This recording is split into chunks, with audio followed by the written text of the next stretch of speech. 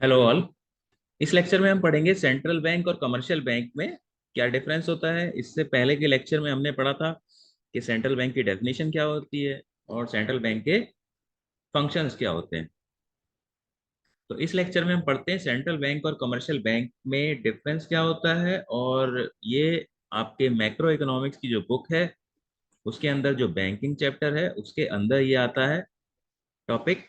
और ये एक इम्पॉर्टेंट टॉपिक है, आपको पता होना चाहिए, आप इकोनॉमिक्स पढ़ते हो। तो सेंट्रल बैंक कौन होता है, हमने पहले डिस्कस किया था कि सेंट्रल बैंक कौन होता है। ऐसा सिस्टम, ऐसा इंस्टीट्यूशन जो पूरे कंट्री के अंदर बैंकिंग सिस्टम को रेगुलेट करता है। ठीक है। और इंडिया में कौन है सेंट्रल बैंक? इंडिया में आरबीआई है सेंट्रल बैंक। ठीक है। और कमर्शियल बैंक्स क्या होते हैं? कमर्शियल बैंक्स पूरा बैंकिंग सिस्टम जो होता है उसको कमर्शियल बैंक्स बोल सकते हैं। और कमर्शियल बैंक्स हमने देखा था दो तरीके के बैंक होते हैं, एक तो पब्लिक सेक्टर बैंक होते हैं, पब्लिक सेक्टर बैंक्स। ठीक है। और एक होते हैं प्राइवेट सेक्टर बैंक।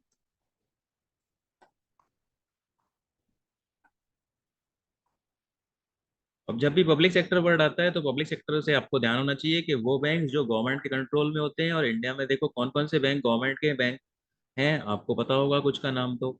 एसबीआई है, पीएनबी है, ठीक है, और बैंक ऑफ बड़ौदा है। ठीक है। ये सारे, कैनरा बैंक है। ठीक है। और सेंट्रल बैंक ऑफ इंडिया, देखो ये सेंट्रल बैंक ऑफ इंडिया ना, इसका नाम सेंट्रल बैंक है बस। ठीक है। आप इसको ये नहीं बोल सकते कि हमारे कंट्री का सेंट्रल बैंक है। ठीक है। तो बस ये नाम का सेंट्रल बैंक है, otherwise it is not the central bank of India. ये अपने आप में एक डिफरेंट कमर्शियल बैंक है, सेंट्रल बैंक ऑफ इंडिया। और और भी काफी सारे बैंक हैं, इंडियन बैंक है। ठीक है। और यूनियन बैंक ऑफ इंडिया है। तो ये सारे क्या है, सरकारी बैंक हैं और ये गवर्नमेंट के कंट्रोल में आते हैं, इसीलिए हम उनको पब्लिक सेक्टर बैंक्स बोलते हैं। और प्राइवेट बैंक्स में कौन कौन से आते हैं, देखो सबसे पहले तो आपके दिमाग में आएगा आईसीआईसीआई बैंक। ठीक है। और फिर एचडीएफसी बैंक। और एक आता है कोटक महिंद्रा बैंक, इसका भी आपने नाम सुना होगा। एक यस बैंक है, yes bank is a private sector bank. ठीक है। और इंडस इंड बैंक।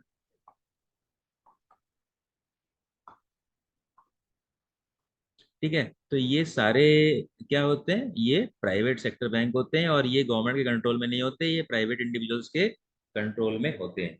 तो यानी कि अब देखो आपको पता चल गया होगा कि सेंट्रल बैंक और कमर्शियल बैंक में मोटा मोटी डिफरेंस क्या है। अब देखो इसके डिफरेंस क्या क्या है। पहला डिफरेंस क्या है, central bank is the apex body which controls the functioning of all commercial banks. तो जितने भी कमर्शियल बैंक्स हैं उनको रेगुलेट करती है, कंट्रोल करती है सेंट्रल बैंक।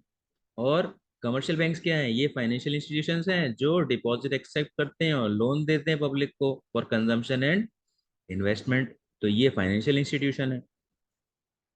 फिर बैंकर ऑफ ऑल बैंक्स, ये सारे बैंकर्स का बैंक है और हमने ये सेंट्रल बैंक के फंक्शंस में भी पढ़ा था। और ये बैंक ऑफ पब्लिक। ठीक है। Banker, banker to the public, यानी कि हम आप लोग जो भी अकाउंट खोलते हैं वो कमर्शियल बैंक्स में खोलते हैं। ठीक है। और जो बैंक्स जो खोलते हैं वो अकाउंट किस में खोलते हैं अपने? वो सेंट्रल बैंक के पास खोलते हैं। ठीक है। इसीलिए सेंट्रल बैंक को बैंकर ऑफ ऑल बैंक्स बोला जाता है और कमर्शियल बैंक्स को बैंकर ऑफ द पब्लिक बोला जाता है। ऐसे ही आरबीआई मनी सप्लाई को रेगुलेट करता है beside being principal source of money. Source of money supply का मतलब क्या है, ये लोग नोट छापते हैं। ठीक है। नोट इशूइंग अथॉरिटी है हमारे कंट्री के अंदर। और मनी सप्लाई को कंट्रोल कैसे करते हैं, ये इंटरेस्ट रेट वगैरह को चेंज करके उससे ये मनी सप्लाई को कंट्रोल करते हैं। और मनी सप्लाई को कंट्रोल करने की जरूरत क्यों होती है? ठीक है। क्यों होती है? रिसेशन जब होता है और जब इन्फ्लेशन होता है, ये दोनों ही चीजें अच्छी नहीं है, इनको कंट्रोल करने के लिए मनी सप्लाई को कंट्रोल किया जाता है, तो फिर ये चीजें कंट्रोल हो जाती हैं। और ये सिर्फ कंट्रीब्यूट करते हैं मनी सप्लाई में by way of credit creation, मतलब ये डायरेक्टली मनी सप्लाई को अफेक्ट नहीं करते बट इनडायरेक्टली। जैसे आरबीआई बोलता है इंटरेस्ट रेट बढ़ाओ घटाओ, तो उस हिसाब से ये लोग भी बढ़ा देते हैं, घटा देते हैं। और उससे इम्पैक्ट आता है मनी सप्लाई पे। उसके बाद फॉरेन एक्सचेंज रिजर्व का कस्टोडियन है सेंट्रल बैंक। ठीक है। और ये आपने सेंट्रल बैंक के फंक्शंस में भी पढ़ा था।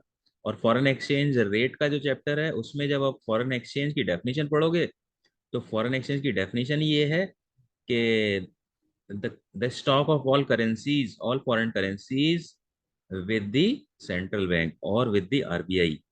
ठीक है, ये फॉरेन एक्सचेंज रेट की डेफिनेशन है। तो यानी कि सेंट्रल बैंक क्या करता है, जितने भी फॉरेन करेंसीज हैं उनको रखता है अपने पास। और ये फॉरेन एक्सचेंज के कस्टोडियन नहीं है, और ये सिर्फ परचेज सेल करते हैं फॉरेन एक्सचेंज फॉर प्रॉफिट। जैसे शेयर्स को हम खरीदते बेचते हैं, ऐसे ये कमर्शियल बैंक्स खरीदते बेचते हैं। ठीक है।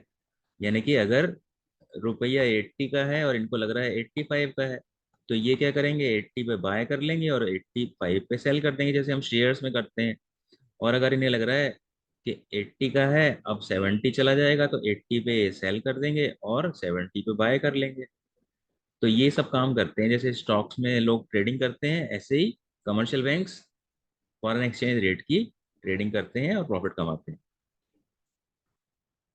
उसके बाद देखो सेंट्रल बैंक के फंक्शंस में हमने पढ़ा था कि central bank currency issuing authority है। करेंसी क्या होता है, नोट्स एंड कॉइन्स जो एक कंट्री में एक्सेप्ट होते हैं एज ए लीगल टेंडर। ठीक है। तो ये जितने भी नोट्स वगैरह होते हैं ये आरबीआई इशू करता है। और मैंने आपको पहले भी बताया था कि 1 रुपए का नोट और सारे कॉइन्स ये गवर्नमेंट ऑफ इंडिया इशू करती है। और आपने देखा होगा 1 रुपए का नोट पे भारत सरकार लिखा रहता है, गवर्नमेंट ऑफ इंडिया लिखा रहता है। और जितने भी कॉइन्स हैं उनके ऊपर भारत सरकार लिखा रहता है, गवर्नमेंट ऑफ इंडिया लिखा रहता है। ठीक है, क्योंकि वो गवर्नमेंट ऑफ इंडिया इशू करती है, आरबीआई इशू नहीं करता। तो आरबीआई कौन से नोट्स इशू करता है, 2 रुपए का नोट और उससे ऊपर के सारे नोट, क्योंकि उन सब पे देखो आप आरबीआई लिखा रहता है। ठीक है। तो जो इशू करता है उसका नाम होता है। तो इसीलिए, और मोस्ट ऑफ द करेंसी यही होती है, 2 रुपए और उससे ज्यादा के नोट, ये 1 रुपए का नोट और बाकी कॉइन्स इतने प्रोपोर्शन इनका कम है। इसीलिए मेनली हम कहते हैं कि आरबीआई जो है करेंसी इशू करता है। और ये note currency authorities commercial banks का काम ये नहीं है कि नोट छापना या नोट इशू करना। ठीक है। और आरबीआई का मेन ऑब्जेक्टिव क्या है, इकोनॉमिक ग्रोथ है और स्टेबिलिटी है। अब इकोनॉमिक ग्रोथ है तो ग्रोथ में क्या है, रिसेशन आता है उसको कंट्रोल करना। ठीक है, रिसेशन नहीं होना चाहिए। और क्या नहीं होना चाहिए, इन्फ्लेशन नहीं होना चाहिए। ठीक है। तो रिसेशन और इन्फ्लेशन को जब आप कंट्रोल करोगे तो यानी कि आपकी इकोनॉमिक ग्रोथ ठीक रहेगी और स्टेबल रहेगी। ठीक है ना। रिसेशन और इन्फ्लेशन की एब्सेंस को ही हम स्टेबल कहते हैं, स्टेबिलिटी। मतलब इसका मतलब ये है कि ना तो बहुत ज्यादा महंगाई है और ना ही ऐसा है कि लोग मार्केट ही नहीं जा रहे हैं सामान खरीदने। ठीक है, तो यानी कि एक स्टेबल सिचुएशन। और कमर्शियल बैंक्स क्या है, कमर्शियल बैंक्स का मेन ऑब्जेक्टिव क्या है, प्रॉफिट कमाना। ठीक है। यानी कि प्रॉफिट कैसे कमाते हैं ये, लोगों से डिपॉजिट एक्सेप्ट करते हैं जैसे कि पहले पॉइंट में पढ़ा था, और लोन देते हैं। तो लोन जो देते हैं उनसे इनको इंटरेस्ट में कमाई होती है, और जो डिपॉजिट इनके यहाँ लोग करते हैं उनको इंटरेस्ट देते हैं। और देखना, आप जब बैंक में डिपॉजिट करोगे, मान लो आपका सेविंग बैंक अकाउंट है, उस पर आपको 3% इंटरेस्ट मिलेगा। लेकिन अगर आप बैंक से पर्सनल लोन लोगे तो बैंक क्या है, 10% या 12% या 15% के रेट पे इंटरेस्ट देगा। तो बैंक की कमाई 12-15% हो रही है और बैंक आपको 3% दे रहा है। तो इसका जो डिफरेंस है उसी से बैंक की कमाई होती है। और इसके डिफरेंस को क्या बोलते हैं, ये आपको पता होना चाहिए। इसके डिफरेंस को बोलते हैं स्प्रेड।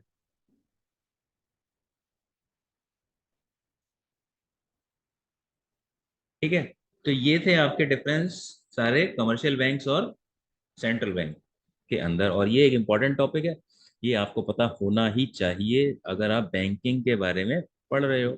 अगर आप बैंकिंग चैप्टर के बारे में पढ़ रहे हो इकोनॉमिक्स के अंदर, और आपको यही नहीं पता कि कमर्शियल बैंक्स और सेंट्रल बैंक्स में डिफरेंस क्या है, तो फिर ये तो बहुत अजीब सी बात है। ठीक है। तो ये टॉपिक आपको पता होना ही चाहिए।